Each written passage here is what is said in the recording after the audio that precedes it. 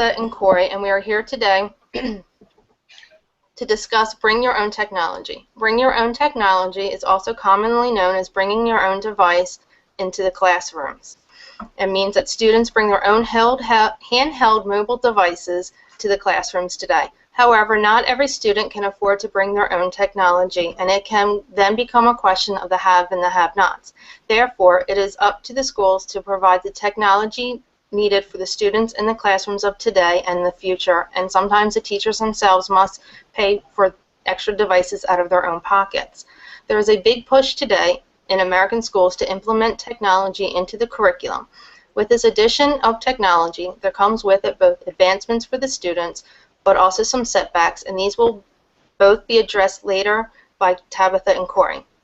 Devices that are considered for Bring Your Own Technology are laptops, tablets, Google Chromebooks, Apple iPads, Apple iPod Touches, smartphones, and Amazon Kindles.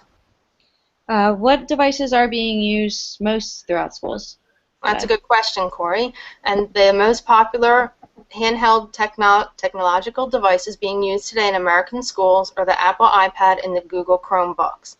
According to TechCrunch, there are 7 million iPads being used in American schools today, and Google Chromebook is accounting for 1 million being sold to schools in the first quarter of 2014. Google Chromebooks account for 1/3 of all mobile digital device sales to schools in the United States, according to Education Week, and according to thedigitalreader.com, Google Chromebooks are beginning to outsell the Apple iPads. The majority of American schools do not issue handheld technology for the students' individual home use unless it is specifically provided for in their IEPs. Use of the handheld technology is strictly for the classroom use only. However, not all students can afford their own devices, and therefore schools must have ample supply of handheld devices for them to use. There are many costs associated with Bring Your Own Technology. This is the implementation and not just the cost of the devices.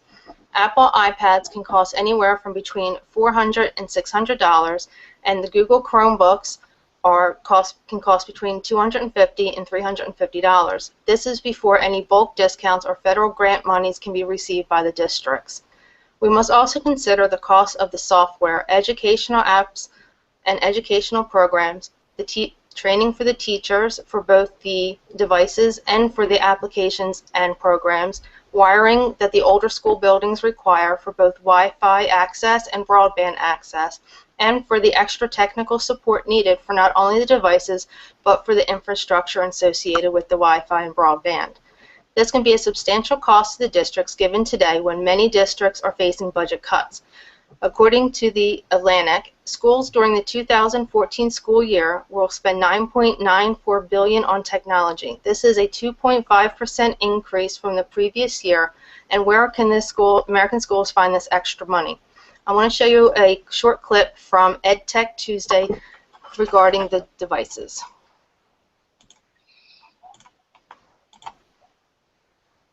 Good morning. So with that, any final thoughts? You know, I agree with you. I do think it's preference. You know, if you're looking, especially as we talk about older children, as we get into grades 4 through 12th grade, and they're having to write so much more, I think this is a really good purchase for the price. However, if you are, doing a lot of, switching and trading off, and it's a BYOD program, I think your own device to school. I think this is going to be a nice feature to that. It really just depends on your purchasing power and what's going to work best to your classroom. Hey, Jennifer, I want to finalize all of this by saying we really aren't trying to set this up as a Chromebook versus iPad. But again, we know that many of you use both. We do use both all the time. But we know that many of you are already bringing your own personal funds into the classroom to buy some of these devices to make your teaching more effective. And we know that for budget constraint reasons, you might have to make a decision one or the other. If it's a price factor and that's what it's coming down to, I would say go with the Chromebook. If you have funds to purchase a set, then you're going to need to learn the features. That's what I would say.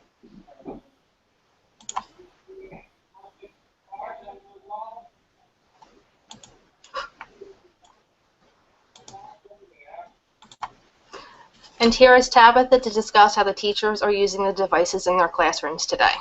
Thanks, Jen. So, more and more teachers are using handheld devices in their classrooms today. With these handheld devices, there are many apps. You can use these apps for any subjects, including math, English, social studies, science. Katrina Schwartz wrote an article, What Will It Take for iPads to Append Teaching and Learning? In her article, she showed different ways that these classrooms could use the apps. So for math, you can use it for graphs, geometry. For the English classes, you can read books to enhance their learning. Also, iPads offer a lot of different apps on multiple subjects, whereas the Chromebooks are limited to only what Google supplies for them. So it could limit your use of the apps in your classrooms that you have to watch out for. And also you need to watch out for that some apps on both iPad and Chromebooks have fees. On the iPads, it could be 99 cents and up, whereas Chromebook, it can range in a lot of prices. So on Should I Buy a Chromebook by Anna Atkinson, it talks about how Chromebooks do have free limited trials, but it's only for certain apps. It's not for all of them. Whereas on EdTech Tuesday, they say that there's a voucher program that different districts could get to limit to the cost of the iPad apps for their schools, but it's only for certain districts, so you would have to do a little bit more research in for that. It also helps to further the students in the classroom to help them progress. There's a lot of pros and cons of the iPads in the classroom by David Chen. He talks about how they can turn in their work right from their app. It's called a Show Me app.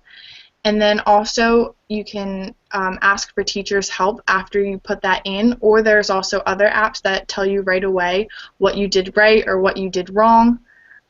You can also reach multiple students at one time, so while they're working on their different apps and everything and they're getting their feedback, if they have a problem, that one person can ask you to come over and further explain as the other students are still working on what they're working on. It really gets the students involved because, as you know, technology is very increased today, so a lot of kids are playing Xbox, they're on the computer, they love playing the games, so you want students to get involved with more learning so you connect both the technology and bring the classroom of them learning, and it also tracks students' achievements.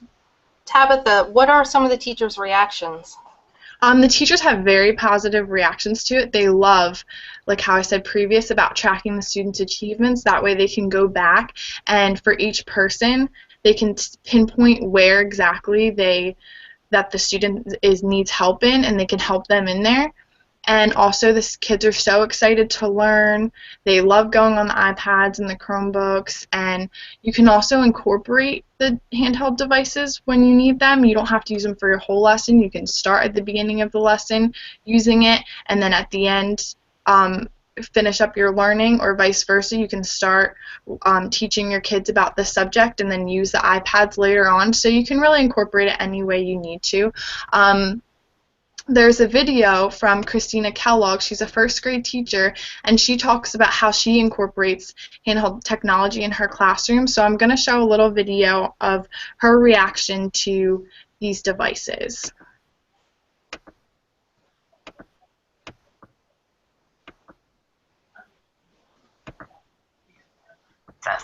Which worm is shorter? This year has given me the opportunity to research and to find different applications that are available to help differentiate my instruction for each child, and actually I'm able to individualize the instruction for each child. I'm able to track their achievements. I can assign certain students to do certain tasks, and I can see the data that occurs after they complete the task. I can see how successful they were or not successful, and that has given me more opportunity to help them become more successful. When you're able to look at the data and find out, okay, where is this child really struggling, and adjust your instruction accordingly, it's better than any worksheet that I've ever seen. I mean, that's been the only resource we've had, is using different pencil and paper tasks in the past, trying to help children fill in the gaps where they're missing things. But this is my 15th year teaching, and I've never been able to differentiate the instruction as much as I have this year.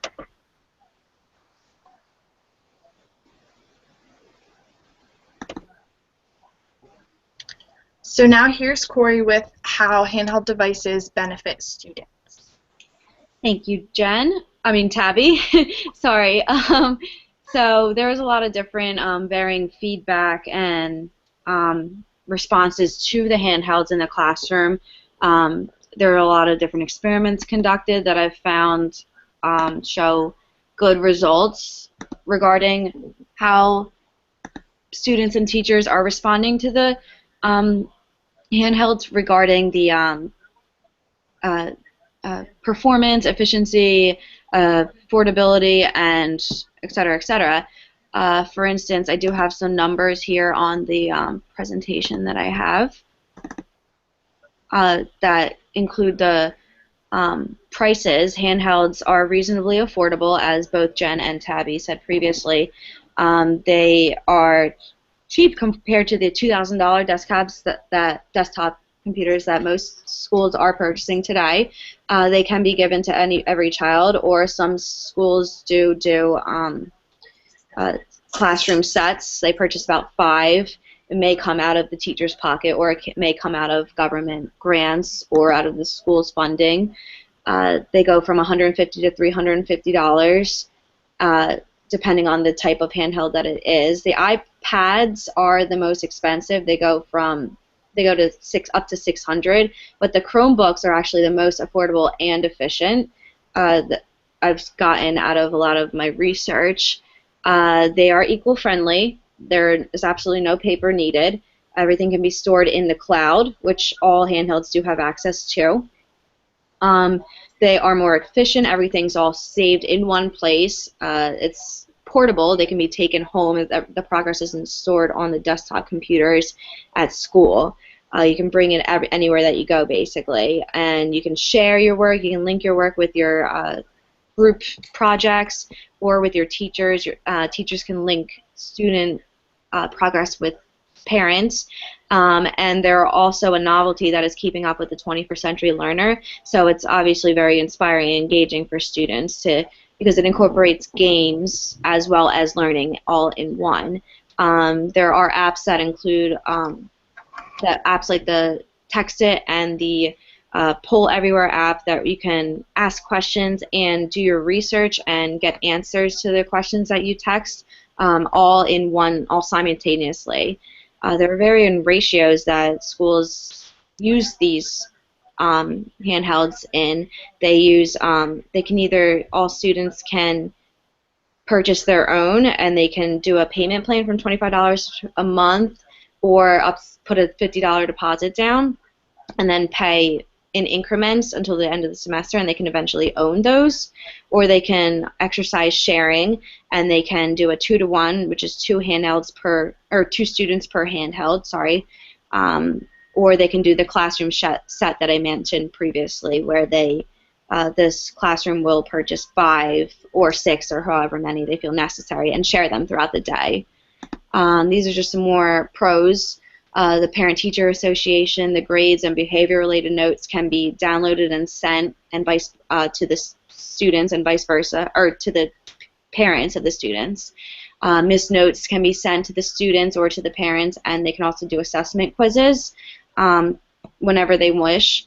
Jian Zheng Wu and Yin Zhang did do an experiment in Hong Kong that took a sample of 97 fifth graders, 39 of which used the Palm One Zaire 7N handheld, while 58 others used pencil and pen. They did conclude that students did 26% better on the test, and here's the results right here. Just some negatives.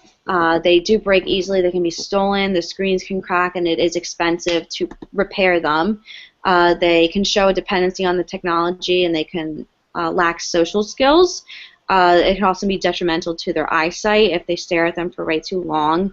The games can be very distracting, and it can also nullify the teacher's roles. They can be more like a mentor, where all the learning is actually done on the iPad or the handheld.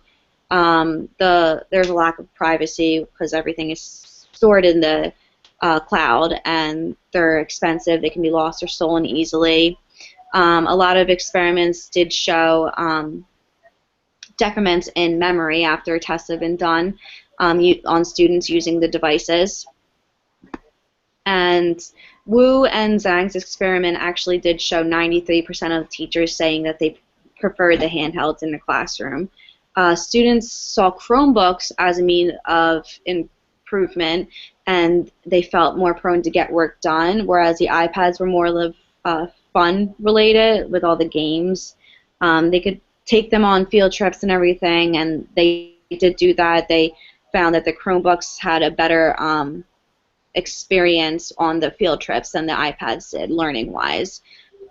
So this is just one more chart used. The periwinkle color shows that the students did improve greatly, and the cream color here showed that they did not improve. So overall, the learning and feedback is extremely positive, and students love the novelty of it. And that's it. Okay, Yeah. I'm going to wrap this up real quick. And when it comes to choosing the handheld technology, both the teachers and administrators must do their research and decide what will work best for their districts. Each district has their own set of needs and criteria, so what may work for one school may not work in another. And I want to thank everybody who took their time to watch us. And have a good evening. Yeah. Thank you.